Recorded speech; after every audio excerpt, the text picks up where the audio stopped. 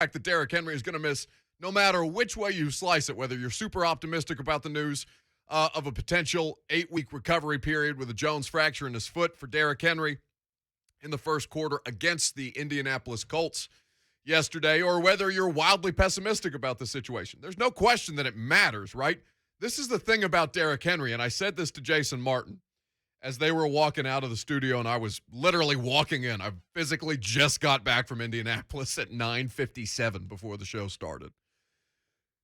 I told Jason that the biggest impact that this has is the fact that you're talking about a 2,000-yard running back in Derrick Henry who's playing in what's probably a 1,500-yard offense. You know what I'm saying? Like, I'm not saying that 500 yards is the deciding factor between what Derrick Henry is within the system and how much better Derrick Henry makes it on top of it. It's just an easy way to describe it, right? He's a 2,000-yard running back in a 1,500-yard offense. And now you're trying to find spare parts to replace him. 36-year-old Adrian Peterson is being worked out by Tennessee today, according to Ian Rappaport.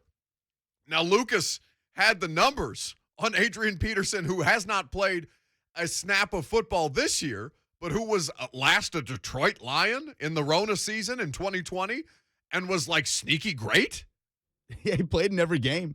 Started 10 out of 16, played in all 16. 604 rush yards, averaged 3.9 yards per carry, 7 rushing touchdowns, 100 receiving yards. So 700 total yard season for Adrian Peterson.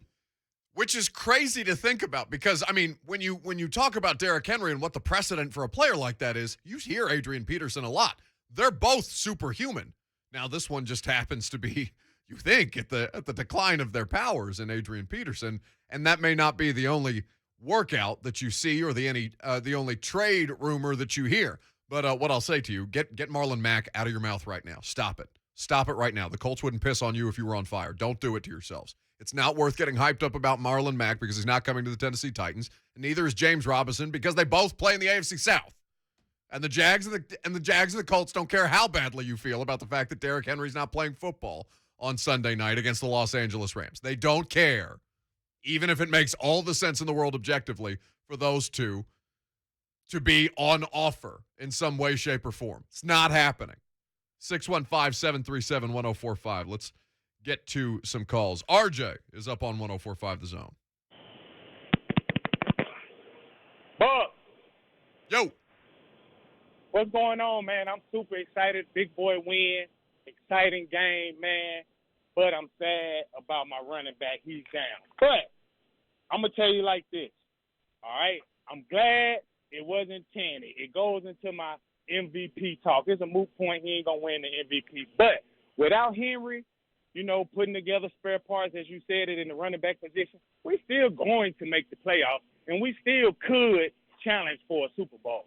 But if Tanny was out for 8 weeks and Henry was in there healthy, I don't even know if we would make the playoffs, man. And you said that the game yesterday, nobody cares about it, but I think winning yesterday makes Henry's injury a little bit that more important, makes the win yesterday that more important, because Yes. had we lost yesterday and Henry's hurt, we screwed. Hey, go ahead and rack him. That's a great call from RJ. Appreciate the call, buddy. 615-737-1045. So that does make that, and I was saying that tongue-in-cheek, right? I'm just talking about the news cycle. No, you care markedly less.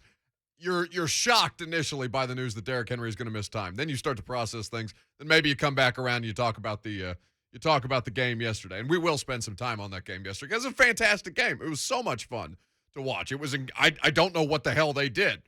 But also, by the way, can we talk about how the fact that every time RJ calls in, there's like 3 clicks? Yeah, what is that? It's every time. I don't know. He's like just he's dropping in from wherever the hell he's calling out from. And it makes me think of that joke Darrington made at his expense about the minutes. Now, I don't know that that's true, RJ. I don't know that that's true. I don't know. But it makes it even funnier that every time we dial RJ in, he comes in with a literal clatter. Anyway. At first, I thought he just didn't know about the news.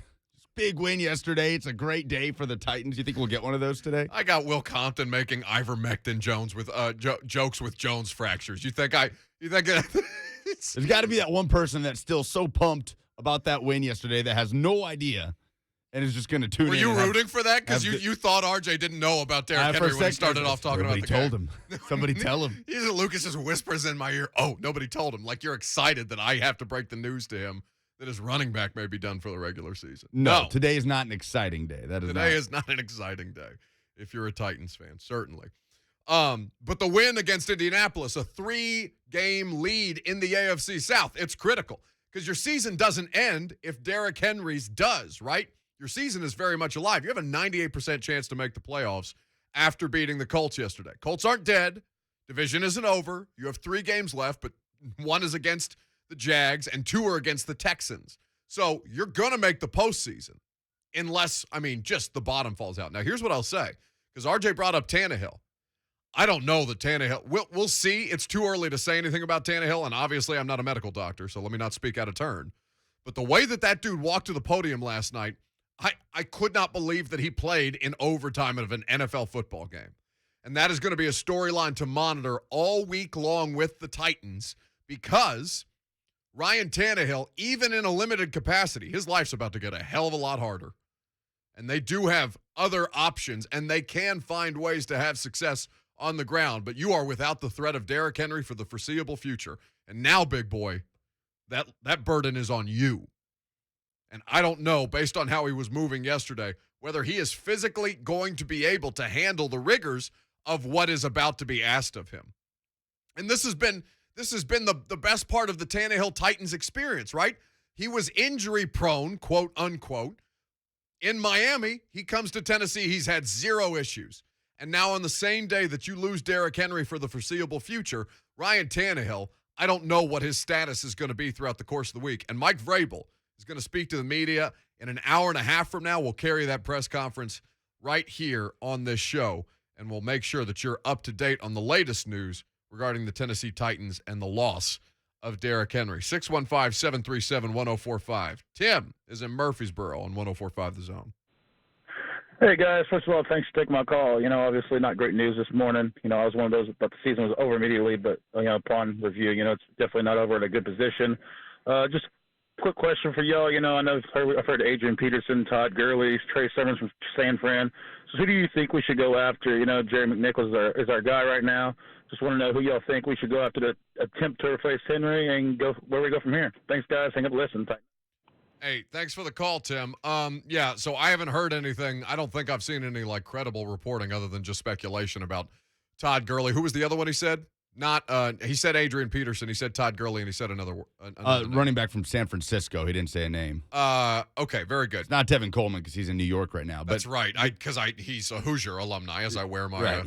I wear my crimson today. And I was in East Rutherford a couple of weeks ago. I was like, oh my God, Tevin Coleman's here. You poor bastard. A lot of people are finding out today that Tevin Coleman plays for the Jets, who knocked off the Bengals yesterday. But there's been nothing more than Adam Schefter tossing out 7-8 names. So the names that Schefter tossed out here are Tevin Coleman, David Johnson, or Phillip Lindsay, Tyson Williams, who is a Ravens running back, if I'm not mistaken, Melvin Gordon, he puts parenthetically unlikely, Ronald Jones of the Buccaneers, Mike Davis, Rashad Penny. So I had Mina Kimes' brother, who is a Seahawks fan and a Nashville native, tweet me that Rashad Penny needs to be the trade target. But I think at any other, Melvin Gordon's not happening. Phillip Lindsay, his career has spiraled very, very quickly. He's kind of an afterthought after that one kind of shooting star season as an undrafted rookie free agent for the hometown Broncos at the time. Ronald Jones seems the best of bad options at this point as far as trades are concerned. Now, the Adrian Peterson experience is interesting to me because you can, in theory, still do what you're doing with Henry and McNichols, with Peterson and McNichols, right? You've got an early downs, pounding, superhuman running back, even at the advanced age of 36, and you've got to change a pace back that you put in the 2-minute drill because the other guy isn't as proficient as a receiver, and McNichols can make plays that way. So, in theory, you're not going to divert from what you do offensively. Your philosophy stays intact. But what they're going to have to do is adjust how they utilize their personnel, which was what was, no pun intended, hamstringing them to start the season because of how limited their availability as far as the skill positions were and how that made Todd Downing pare down the playbook to where you have a lesser form of what the Titans offense is supposed to be. It's not going to be the same without Derrick Henry. Nobody is saying that. And Stoney Keeley on Facebook Live, where you can interact with the show via Zone TV, and where I'm contemplating, calling some kind of, psychiatric helpline for the Zone TV chat right now. Some terrible things are being said on YouTube. But Stoney Keeley says, not exactly talking us off the ledge, Buck. Well, it's not my job to talk you off the ledge. It's my job to make you realistic about the situation. And what was very real to me last night is, there's a possibility the Tennessee Titans may be moving forward without Derrick Henry available to them. That's not good. 615-737-1045. Bam is in Nashville on 1045 The Zone. Yo, what's up, man? What's going on? First off, you look great in that maroon purplish suit you had on yesterday. That was mighty funky, man. I had to give you credit on that, man, especially with the no socks. You killed that look, brother. Wait, why do people not know what no-show socks are? I'm not some kind of hillbilly running around without socks. Like, I wore socks. Because people don't have style, man. People don't have style and class, man. You killed it yesterday, bro. No, Bam, listen, I appreciate your support. You don't got to tell me. I know what I did yesterday. Absolutely. No, I was just giving you your props, man. I ain't a hater at all, man. I love the dress. So, yeah, you did your thing. But, man, okay, so I just saw something. Again, I'm pretty sure you'll know before we do. If Adrian Peterson starts working out with the Titans this week, I'm really okay with that. I feel like our identity will still stay the same. Now, is this going to put – I'm not going to say pressure, but is this going to make Julio come back a little bit quicker now? Because we need more pieces to this. With Adrian, AJ, and Julio together, do we still have the same threat, as what we have? I know it's not going to be the exact same with Henry, but does our offense still stay as potent? I'm with you. I appreciate the call, Bam, because, in theory, that's just kind of what I've laid out, right? It's a similar – stylistically, they are similar. And at the peak of their powers, right, again, as we talked about to start the show, the only comparison to Derrick Henry, well, there's two. There's Jim Brown, he's really good, and there's Adrian Peterson, also really, really good. The last running back to win a Most Valuable Player award. Now, that's going to be off the table now for Derrick, because the one thing that's never happened has actually happened, and Derrick Henry is not going to be available for at least the foreseeable future at this point.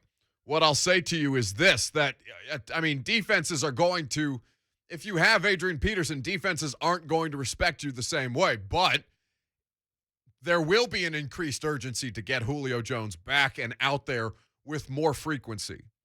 Now, whether they're not going to intentionally pressure him, but you mean to tell me that there's not going to be some internal pressure to be like, all right, Derrick's gone, we traded for this guy, it's his time now, along with AJ, who's killing it, by the way.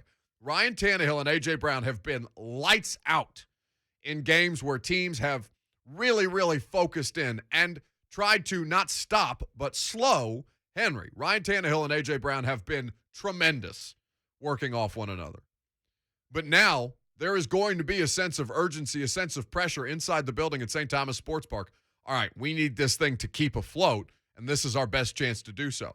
If Adrian Peterson, and at this point it's just a workout, and it may not be that the Titans go with Adrian Peterson, but I understand what they're thinking from an aesthetic standpoint. It's kind of it's not the same thing, but it's a similar thing. If that is indeed the case, and you run out a lot more 11 personnel, they were already running a lot more 3 wide receiver sets this season anyway. But if they don't respect the run, then your hope would be to try and spread defenses out and take advantage of, an unsuspecting defense from a 36-year-old Adrian Peterson or the McWeapon, as we talked about. 615-737-1045. Let's go to Charlie in Franklin on 1045 The Zone. Well, I tell you, I was really proud of all 53 players yesterday. Sure. That was a great team effort and so on. So that's brilliant. My question is, though, would you think maybe Julio might give some of his money back to the Titans so they could go on and pay our new running back? Because, he surely had planned this whole thing for him not to play. I haven't heard hardly a word about how his condition is or what's going to happen. I'm just so disappointed in him and so proud of the other bunch. So That's just my comments. I'm just AJ just played so beautiful yesterday, and all the rest. I just want to brag on him. Thank you. Sure, it was an impressive performance. You'll hear from the head coach Mike Vrabel about